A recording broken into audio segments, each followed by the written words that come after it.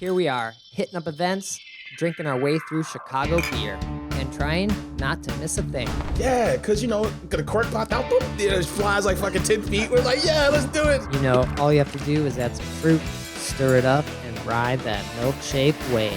Whenever I see him, I gotta take a photo with the most decorated brewer in Chicago, Jonathan Cutler. It'll be like the stuff you hear. You ever every time you go to Floyd's, all the music sounds like this. Raw, raw, raw. Sometimes you want a small beer, but really, you want a big beer. You gotta take in all those big aromatic hops. Hey, what are you doing this weekend? Waiting in line for a bottle release? You should have never been a fad. The Black IPA is delicious.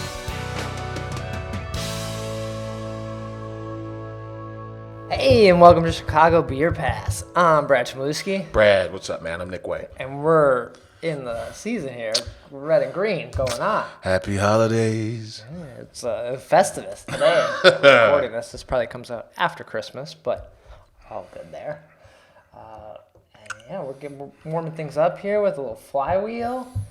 And then we have On and On. We're finally finishing this series. It's been on and on. Yeah, the sequel. I got some. I don't know why I have so many of these, but there's On and On labels on the table. From one. On and On one. Oh shit! This is On and On one. Yeah, Rev. Yeah, because we drank this on a video, I believe. And then On and On 2 is the Half Acre barley wine. Okay. So.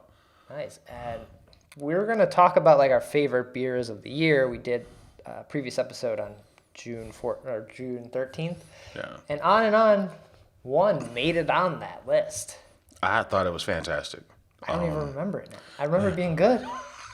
It was what is it? A rye stout. Yeah. Right. And then these boys, their affection for rye knows no boundaries. Okay. And then just the way this thing pours, the way it feels, the way it tastes. I don't know, man. I'm just a huge fan of. I'm a huge fan of On and On Part 1. Okay, well, we gotta get into it because looking back on the year, I couldn't tell you what On and On tasted like now. So that it made it on our list then is kind of mind blowing. Because I can tell you some of the other ones what that tasted like on the list, but I think maybe it's because I had On and On once, and a lot of these other ones I had multiple times. Yeah. And so now we're going back to it. What was the release on this? It was filled almost a year ago, January 7th, day after the insurrection. 4 hours on the Capitol. I watched this shit one night. I'm like, this is they were gonna just kind of hang out in the Capitol until what the vote was reversed. That was the plan. Yeah. Wow. I don't know. Wild as hell, man. Rev wasn't messing around. They're like, we saw this fall. We got cans of beer. Let's go. Okay, it's all coming back to me. It's rushing the joy of On and On. That's nice, man. You talk about when people talk about spice in rye. I don't know if I'd necessarily pick that up. Sure, it's like, is it a little white peppery? Maybe, but I just get like a fuller like viscosity on it. Okay. Kind of full and bouncy. I'm trying to find another word. It's very lively on your palate. Mm-hmm. And this On and On 2 is the same beer. So this is no. On and On 1 was Imperial Rye Porter aged in bourbon barrels. Yeah. On and On 2 is bourbon barrel aged rye wine. About the same alcohol. One was 14%. 2 is going to be 13.7. Why is there mushrooms on it? Like, there's no mushrooms in the beer. I was on the streets and saw the Half Acre branded distro truck. It's probably Windy City, and the Half Acre's logo takes up the whole truck. It's an owl with the tentacles of like a squid for the body. Owl head with a squid body. Okay. Or an octopus body. And I'm just like, what the fuck's going on here? I never thought about that. Oh, even their logo. It's the look on the logo on the can. It's the same shit. Yeah, I guess I never. They're just sort of like a Kraken-esque, like mythical creature. Yeah, we didn't even know when we did Beer Pass at Half Acre, and they talked about the name Half Acre and how it refers to the Devil's Half Acre, which is like a location in Pennsylvania where the guys are from. I think Gabe's from there. But all the way up to that interview, maybe 3 or 4 years ago now, I didn't even know what Half Acre meant. And it's It was a half an acre. I thought someone grew up. yeah, and it's like there's other meanings for it, but some of it has to do with from where they're from. I didn't even know that. They don't explain much about that stuff. They just have this bizarre artwork, Then Rev's rocking the black can. It's kind of their thing for these 16 ounces. All right, I'm going in Okay. to 2. Okay. I don't. Are we supposed to like compare them, or they're different beers? So I'm a little confused on the series, like why it happened, why they're different. What's the point? We're looking for answers. Part 1 and part 2. Yeah. I think it's just something fun to do with people you like. Okay. And there was rumors of at Half Acre that they wouldn't even come out with this barley wine. Oh right. Yeah. The mayor said that. The mayor said that. But the president said The president was like, "Oh, we're tasting it." the mayor's full of shit, as most mayors He's are. like, "Listen to El Presidente, old chap." You gotta go president, mayor, worthless. Jumping to on and on 2, it's not as good. It's like thin. It's good, but it doesn't delight. On paper, when you think about, these are 2 of our favorite crews, obviously. And then, the lords of the barley wine, reigning lords of the barley wine, Revolution, partners with Half Acre. You're like, what could go wrong here? Well, because Half Acre did the barley wine, and Rev didn't do the barley wine. It's very weird. It's very weird how this is all playing out. They did the rye barley wine. Yeah. Does Half Acre have a barley wine in the catalog at all? I think of them. I think about adjunct stouts. I think about glorious IPA expressions. I don't necessarily even know another barley wine from them. Man, they gotta have one. Where's Raj? Raj has like a little notebook of all the like ingredients and stuff. You ever asked him? I think were you there when we asked him a question about something? Or I was there. I was like, oh, this one wasn't as good as this one. He pulled out like a little notebook, No. and he's like, yeah, it looks about the same. We used a little more like malt, or this. We used this hop in there. It's crazy. They don't tweak. We talk about Three Floyds and how they tweak. You have Behemoth, their barley wine. It's going to be different every year on purpose. Same thing for Dark Lord. Not as much, but definitely for Behemoth. But they tweak recipes every year. And we had the first Daisy Cutter out of Balmoral. You and I looked at each other and we were like, is this Daisy Cutter? Like, Right. What'd they do to it? So I don't know, man. I don't know. I don't know where I was going with that, but... Just different. All right, so Nick's going into the part 2. I do like this little mushroom glass. The 10-ounce pour glass. What do you think there? American barley wine has a ton of bitter hops going. It's not quite medicinal, but it's just very bitter. But is it complementing the caramels and the booze of the barley wine? Is it a compliment to that? I don't know. It's supposed to be like 1 is like the morning and 2 is at night, like he's all passed out. This is like getting up and going with the coffee cups, and then 2 is like passed out in the grass. Oh yeah, I wonder I'd like to hear more about this. It's gonna be a story. It's open to interpretation.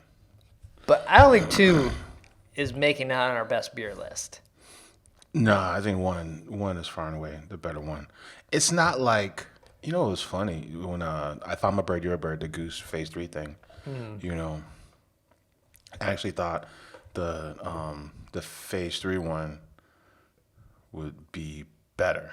And I don't think it was. I think the Goose one with the strawberry, I thought might have been the better one.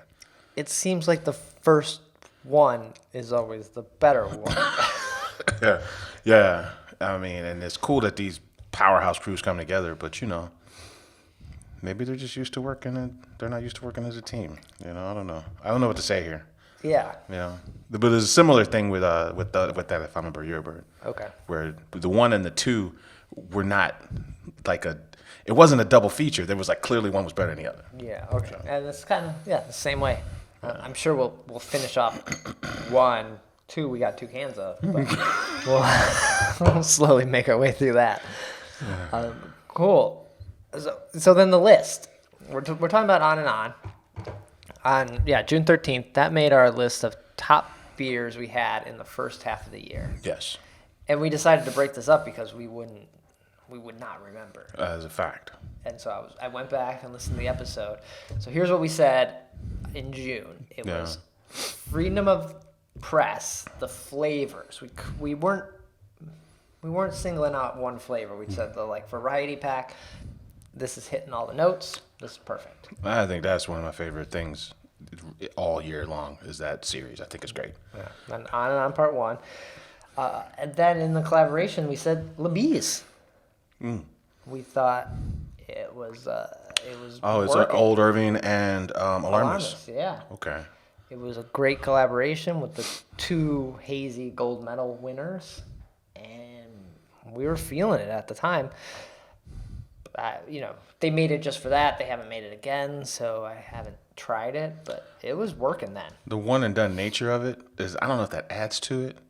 Like, we had it, and even if we had it again, it wouldn't be the same as when we had it the first time. Right. And then they also didn't make it again.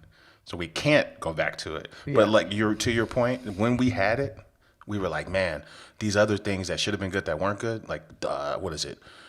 Double Beezer, or even take it a little further, double Two Hearted. Yeah. Like, just the combination of things that should be better than the first thing usually ain't, but this was. Yeah, or even all the LeJuice variants, the Mosaic, the coffee juice, all those things. Oh, this was the best play for both of them. Fair, yeah.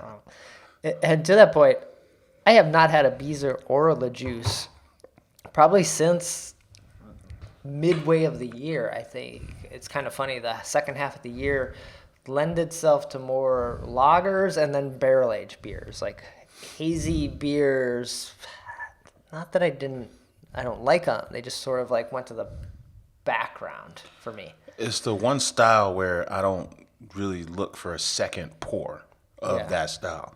I'll have another stout, and I'll have another lager. But if I have a hazy, I'm not really looking for another hazy. I'm like, well, I'd rather just get a cocktail or another beer. Yeah. But and if I go to Alarmist to pick up beer, I'm usually getting something like the Midwest Royalty or I think they got the cold IPA now. And if I get the juice or something, it's going to someone else's house where I can be like, here, I'll have one of these. We can share these. But I don't necessarily need 4 hazy beers of one thing hanging around right now. That's fair. That's personally me though. And then we had Basement Party on there. That was a sleeper hit. I found that just hanging out at Temperance, doing the Parking lot pimping. Parking lot party. I think that they're definitely gonna keep that going, right? I mean, they got a ton of space. They got enough space to have a concert series out in their parking lot. Right, and with Omicron, they're like, oh, we probably have to keep this going. You just bring your grill, tailgate it, go to town. That's the best thing. And I'm surprised that we don't get more. Do we ever get 6 feet at parties? Like, no one ever did the 6 feet at parties thing. No, it was just waiting in line for stuff. Yeah. People were like, 6 feet, you gotta stand in line. Yeah. And, but walking through the rest of the store. Yeah, all right, excuse me. Yeah. Yeah, that was good. And then listening back to that episode, I was like, shit, I need some Basement Party. I think during this Christmas, New Year's break, I might go up to Temperance. I really like that beer. Yeah. I don't know if I can say anything you haven't said about it already. Yeah, I was just thoroughly surprised. I drank it, and I was like, man, bring it on. Let's drink all of them. Yeah, it was good. And then we had Conrad Sapps, their Prohibition Lager. Yeah. There was something about that just hit all the feels. It was made at Metro. It was original recipe. A lot of... No, it wasn't the original recipe. It wasn't the original recipe? It was what Doug took from the tasting notes. Got it. The recipe was gone, but from what people had said it tasted like or what they found, this is what he thought it was. That's what it was. And Chicago's history with beer, man, it's like shit. There were the two big waves, right? Like the original wave that got killed by the Great Chicago Fire, right? And then Prohibition happened, and that killed a lot of stuff. And then you got this current wave, So it's like being able to have a beer that we remember in this era of the classic. This is classic Chicago period for beer, right? And being able to like kind of celebrate all these other periods that happened is actually pretty cool because they were so far south. They were near McCormick Place.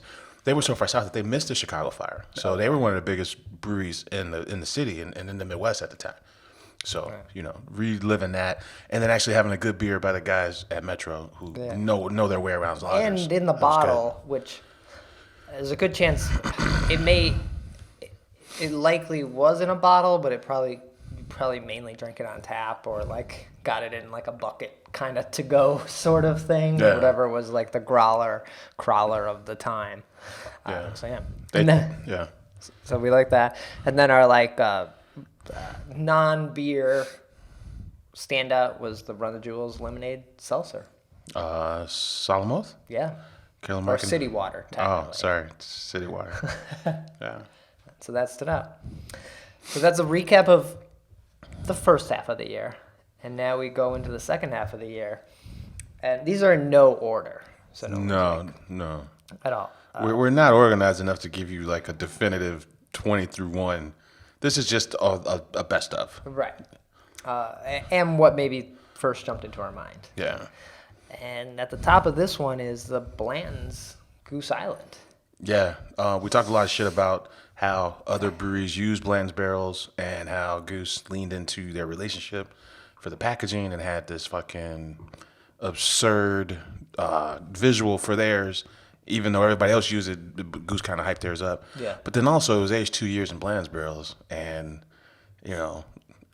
that kind of works. That kind of works. It was good. I haven't had it since we had it for the tasting. When we drank them all, so it was kind of hard to.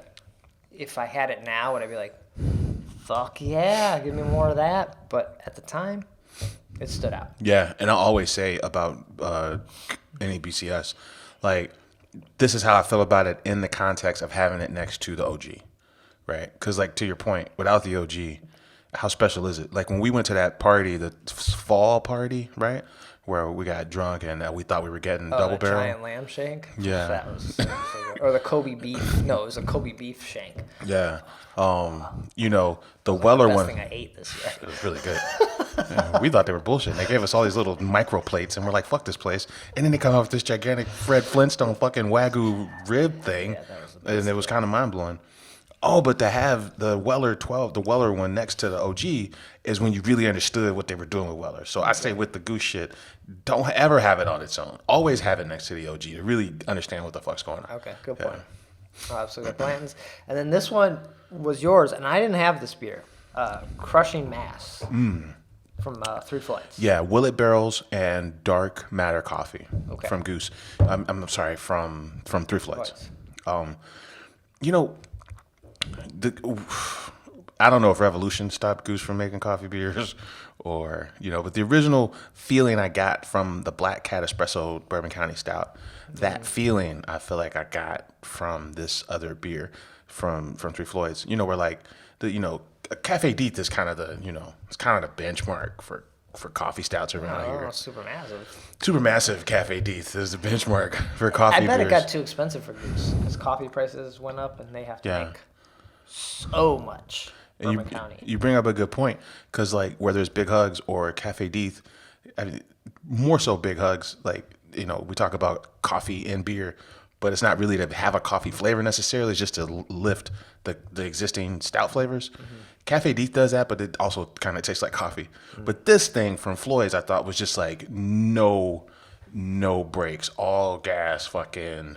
Here's a big ass stout with gigantic coffee in it. Okay. And I was like, yo, this is great. So did it remind you of, what was the Surly Coffee Bender? Coffee Bender, yeah, which is a brown ale. Which that is like coffee. That's basically cold coffee, or like coffee you put ice cubes in and then drink later. It's unequivocal. You do not question what this is when you have a sip. You're like, yo, this is for sure a coffee stout. I haven't had that beer in a minute. When I was when the one time I went to Darkness Day, Omar, the guy that's his joint, Darkness Surly. Oh, he's riding around on a forklift and he's dropping kegs of that beer. And I'm like, he could have done whatever the IPA was, or he could have done some. Well, it was like 5 a.m. So you gotta wake up with your coffee. I was like, man, I'm never gonna forget this. That was cool. And then on the list, Nick, are we really doing this? There's 2 Three Floyds beer on here. Marshmallow Hangy. This year, 2021 Marshmallow, right? Yeah, I was telling Brad in the pre-show, I'm like, do we like this beer because we thought it was gonna suck, or is it a good beer? We putting 2 Indiana breweries on Chicago Beer Pass? One of these should be honorable mention. I would say Marshmallow Hangy, maybe? Yeah, I think Marshmallow Hangy is your honorable mention. Yeah, because it was good, but it's always good. It's always good. Yeah. I like that fucking beer, man. It was good. I was surprised how good it was. Yeah. I haven't even had this year's OG Dark Lord, but that fucking Hangy was spot on. I mean, but then also, they don't tell you what kind of vanilla they use. They don't tell you what barrel they're using. So how are we going to put this on the best of list? Oh, you have to come up with okay, we might move that. Okay. And then we had at Fobab, which was Nitro Benthic. Yeah. This was the first beer you had, and I believe the second beer I had. It stood out in the Fobab, like, I don't know, the mess that we had, right? There was no description on a lot of these beers. You knew what category they were in. You didn't know what was in them. That was kind of frustrating, especially because there was no booklet this year. So there was like an app you could look at you could pull it up on your phone. And to give you some deets? Yeah. Okay. But this one stood out. Other people said it stood out. And it was good. And we liked Benthic in general. We didn't even dive in. We never got any this year. No, we should drink some though. Yes, there was like 500 variants of it. They rolled it out in a whole enchilada box. They rolled it out in, and then you go back, and then every week there are different variants coming out. Yeah. Like, it's so weird.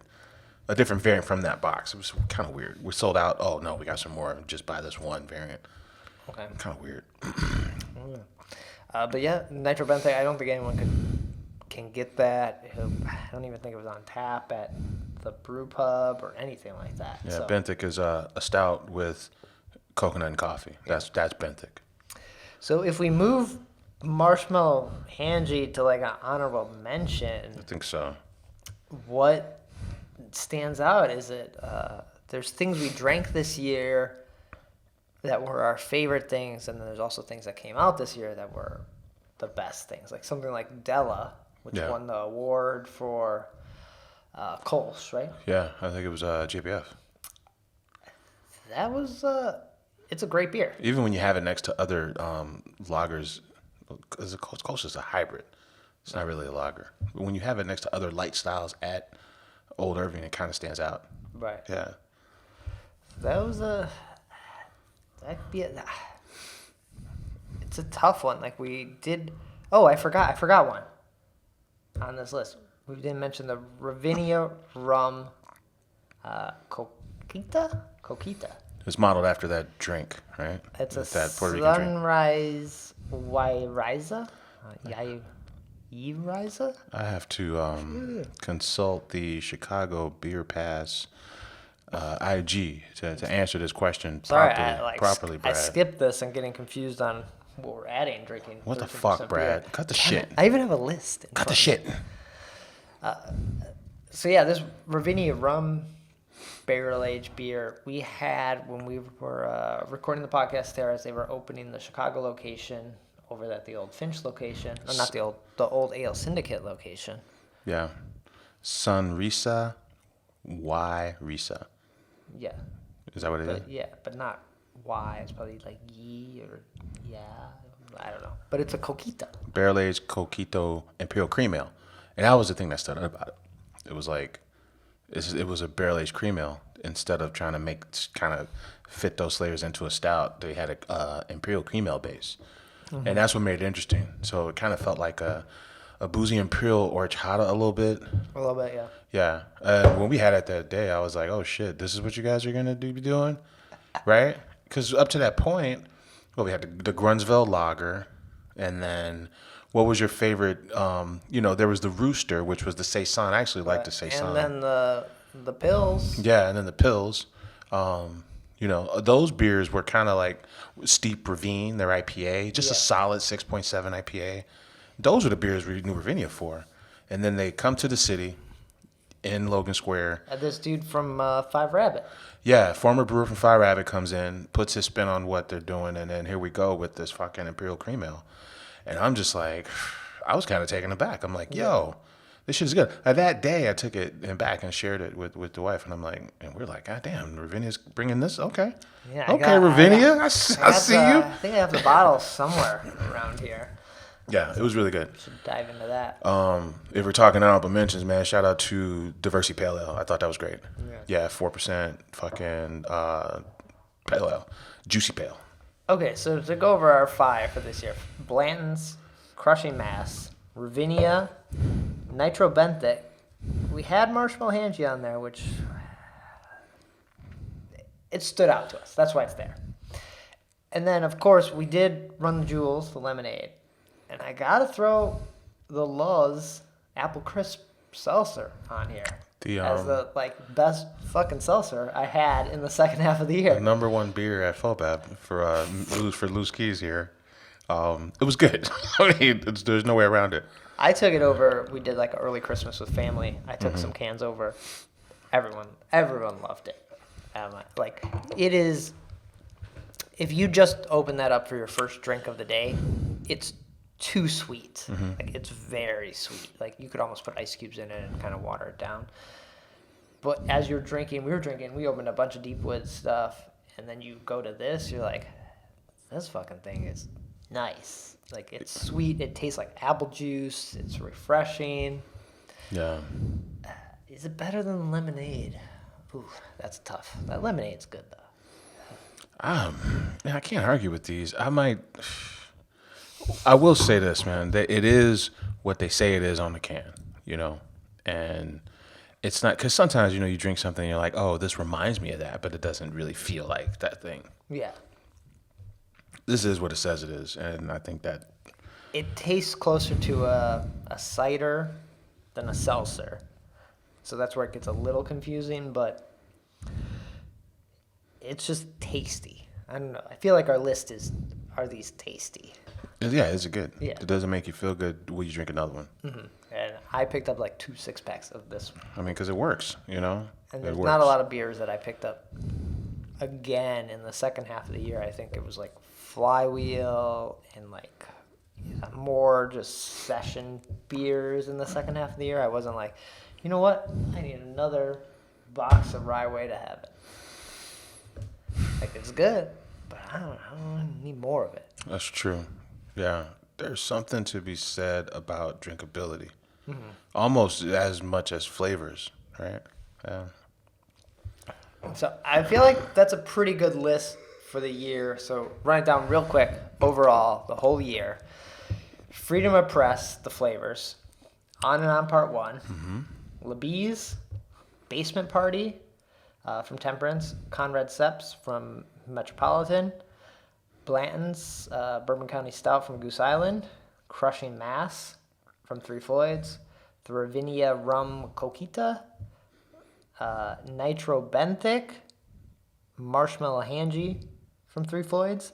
And then our 2 best seltzers for the year will Run the Jewels Lemonade and Lulz Apple Crisp. Yeah, man. Shout out to Mars Gay IPA. They packed a whopping 74 dicks on the can. That's right. Of the IPA. I was a big fan of Breakfast at Tiffany's from Microphone. That's, okay. I think, for me, pound for pound, I think that's the best beer they make, honestly. Damn. It's a blueberry Berliner Weiss with maple syrup in it, and it's everything. You taste everything all at once. I think it's really good. And then I'd give a shout out to what's the spot the religious Oh yeah, fucking Burning Bush. burning bush. Like, I finally made it to this year.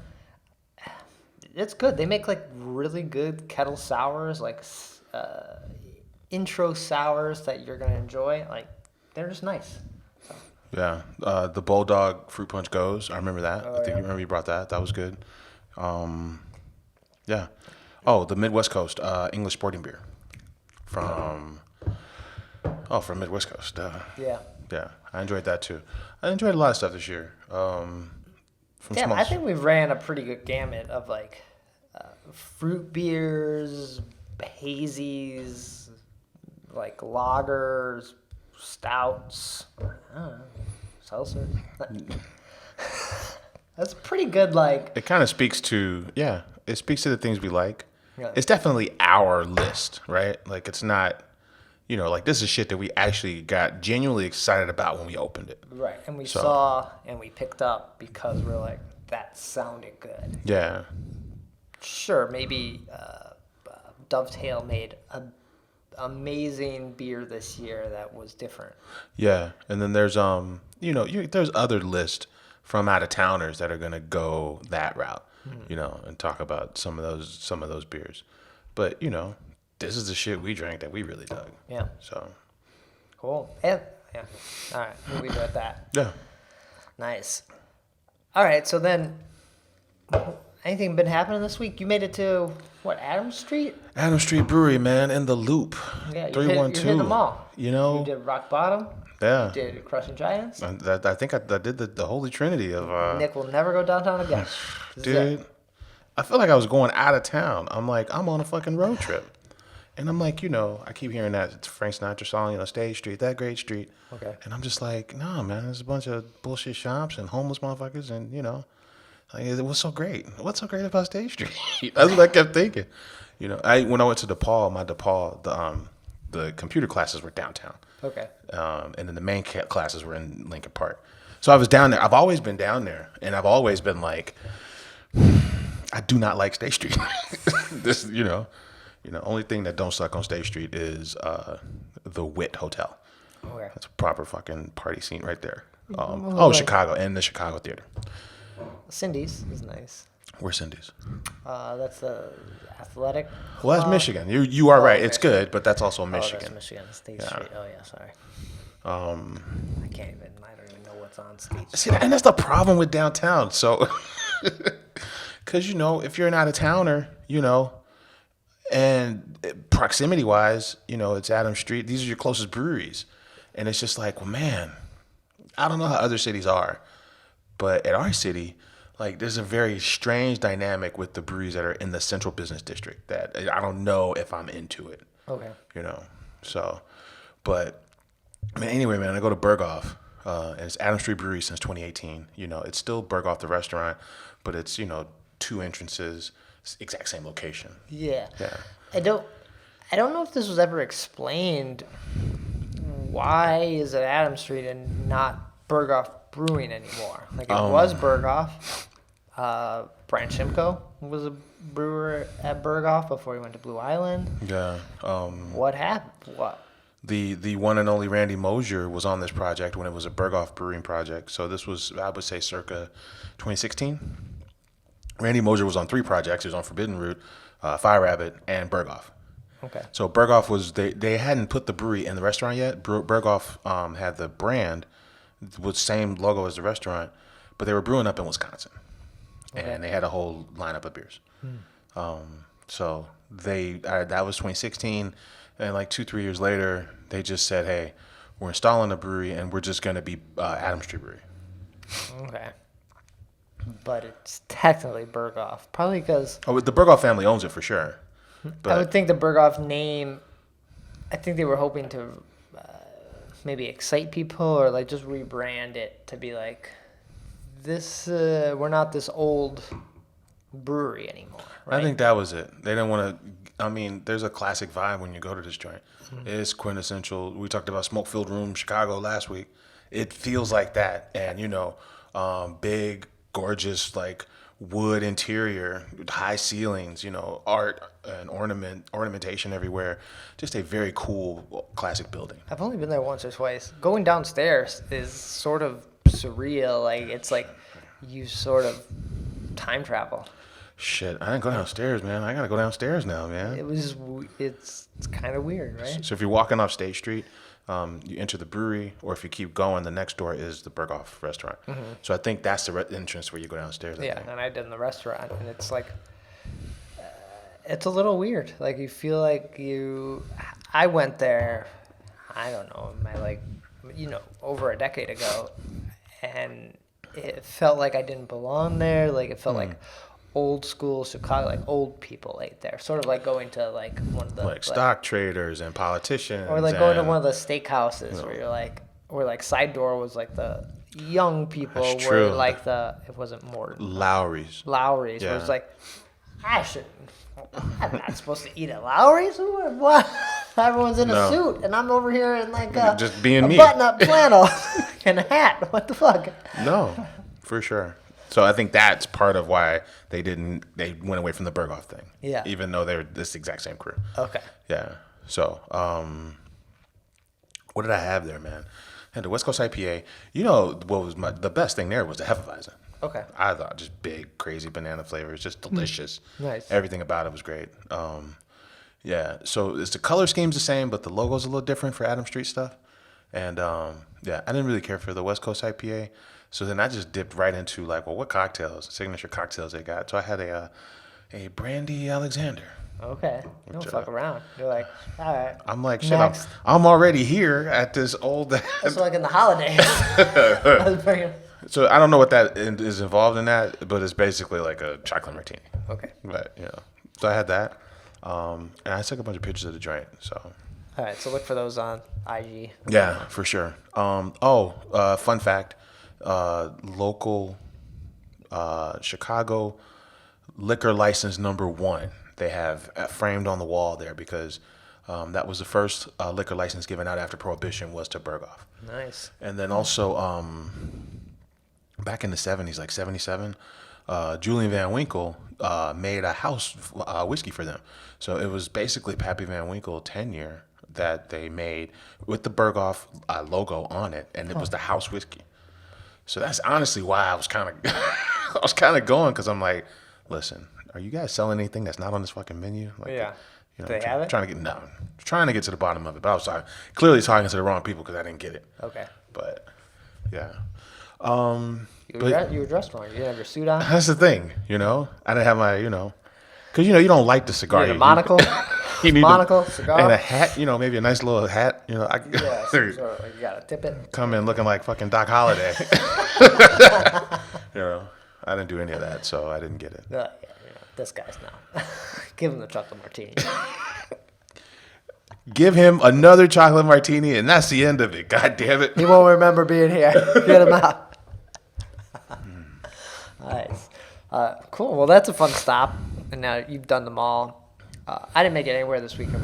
We drank a bunch of Deepwood stuff at family. Right on. So that was nice to dive into some of those. I don't remember which ones we had, but one stood out more than the other. Maple Jacket. No, I didn't. I didn't bring that. Death by Raspberries. Death by Plums. Strawberry Jacket was nice. Strawberry Jacket's delicious. We were drinking. The Strawberry Jacket was tasting real good. I think Strawberry Jacket stood out a little, and I brought it because it looks like Christmas. And it is a master's class in how to fucking have strawberry in a beer. And I think we had last year's Rye Way to Heaven, which was nice. This is a proper beer. Rye Way is the best one. Rye Way, strawberry. I don't remember the other two. Probably had a Yeah. like coffee one. I don't know. But yeah, dive into some of those. That's why we take the picks, because without the picks, we would never know what's going on. Cool. All right. Anything else happening? Well, what? There was a bunch of breweries that had COVID sort of outbreak scares, and now Chicago is going full on vax. You want to drink somewhere inside? That's it. You got to show your card. not starting January, I think 3rd, because Lightfoot wants to do problems after they're already happening. The shortest gay mayor in the history of Chicago. Yeah. Shortest term or just shortest? No, she's literally physically the shortest. Was there like a real tall gay man? There was a tall. No, she's the first gay. I think you're right. And then also the shortest Also. mayor. Also the shortest mayor ever in Okay. Chicago. Yeah. But she likes to address the problems after they're already a problem. So, we're going to start this January 3rd. You want to drink inside or eat inside, you got to show your vax card. Yeah. So, get out there the next week and a half and, enjoy America while it's still the land of the free, home of the brave. I've had to show a card going to places, and I don't we went to I'm gonna go back to Avondale Bowl. Okay, that's a vax only. Yeah. Because Sleeping Village is their sister, and they do vax only. Yeah, and when we were going in there, some people were like upset because they didn't have a vax, and they're like, "Oh, what's happening? This is what it's gonna be like." And we went in there, and they looked at it. And it was the most like, they're just like, okay. It reminds me of anyone who, I didn't have a fake ID, but people who had a fake ID. Like as a youngin'? Yeah, as a youngin', you go into a bar, before they would like scan them and like check like the back of the barcode, or like check all that shit, because now it's real easy to know if they're fake. Yeah. It reminded me of that. They're just like, okay, show me your ID to make sure the name is like, here's a stupid picture of this. You're paying someone to sit here. He was playing Switch when no one else was in there. It's like, you're literally paying someone at least probably $20 an hour to check vax cards. Really? That seems like a waste of money. Yeah, and it probably just takes a $20 bill at the door. Just like when we were kids, trying to get into nightclubs, I was trying to get into Club Dread, which was next door to Haymarket, and I was like, 16, and you need to be 21. You give them $20, and you're 21 now. There you go. Like, I don't know, like what's a dive? Like, I don't know a lot of the dive bars over there. There's like Kedzie Inn down there. I don't know how like. Telling me they're gonna pay someone like Simon's. When I went into Simon's, a cash only joint. I had come from Beguile, which was like fax card, ID. You gotta wear your mask when you're in Simon's. Is like, I don't know, show me your ID, and like no mask. This dude at Simon's is going to be like, oh, let me see your fax card. No way. It's almost like stopping people from drinking at the beach. Honestly, Right. It's very similar to that. And then most of the police aren't. The Chicago PD, they're not like. Weren't they gonna like fire a bunch of people? They were all gonna quit if you had to get the vax. So what, are they gonna be the people coming in and be like, hey, are you checking these cards? Right. No. It's gonna be pretty funny. I don't care either way. I think it adds a little more hassle, and like what I said on the last episode, I'm not paying $19 to drink a flywheel at a bar. So I will just go out less because it's January and February, and it's cold as shit in Chicago. So all right. I think with the exception of some places, it'll be business as usual because money talks.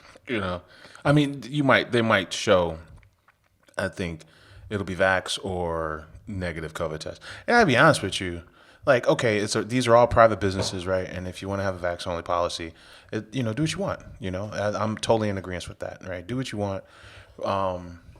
But the true measure of having a safe gathering would be a negative vax test.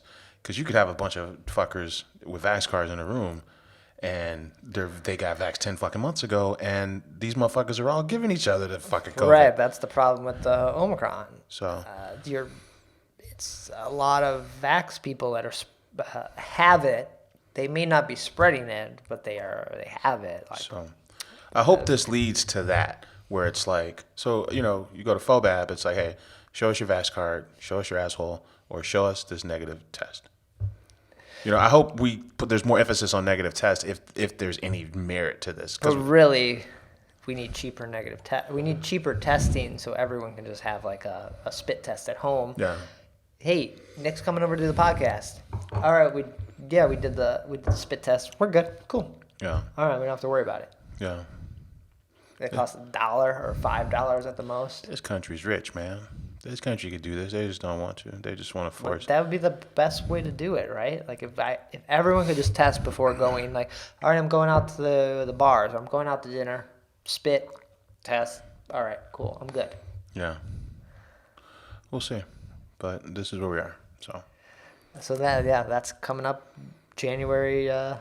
Yeah, a lot of folks are jumping the gun too. They're just like, well, now, let's do it now. Right, I think I saw Off Color decided to do it now.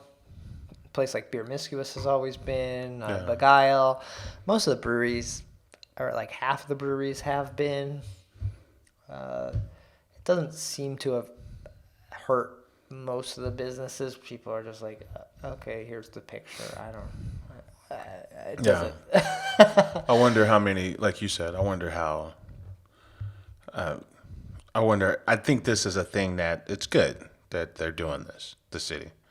I wonder how it actually plays out in action. I wonder how. That's what I think. That's my thought. Like, I don't think it'll be much change in action. I don't think. Right. Like I just don't know how a small place is going to bother doing it. I think it's going to be like, hey, you need this. It'll be on the door. It'll be on every door. But if it's checking, maybe not. But whatever, most people, if you're going out, probably have it. And whatever. And are we still wearing the mask? We have to show the card. Yeah. Crazy times. Yeah. So 2022 looks a lot like 2021. Yeah. We're going to we are on a fast track to 24 months of this shit. Right. So I will be drinking in the parking lot at Temperance with some basement party. I hear you. That sounds like the way to go. Here. Just trying to see if we missed anything on the happenings front. I almost picked up some big hugs since we're drinking this big half acre stuff, but I didn't. I don't know why. I was like, I saw it, and then I thought to myself, it will be here later, and I just didn't. I didn't get it. I want to try it, but I passed it when I saw it. Have you tried it yet? No, big hugs? No. Yeah. No, I have not tried big hugs.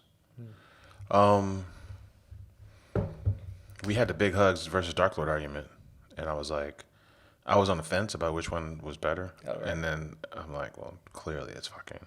I had a Dark Lord, and I'm like, well, clearly it's big hugs. Clearly, it's not even close. Is that a versus? We haven't done a versus in a long time. Yeah, it's big hugs. Big hugs. You know already. I'm just. Yeah. So I think it's just kind of sneaky good. It's the coffee stout that happens to have coffee in it.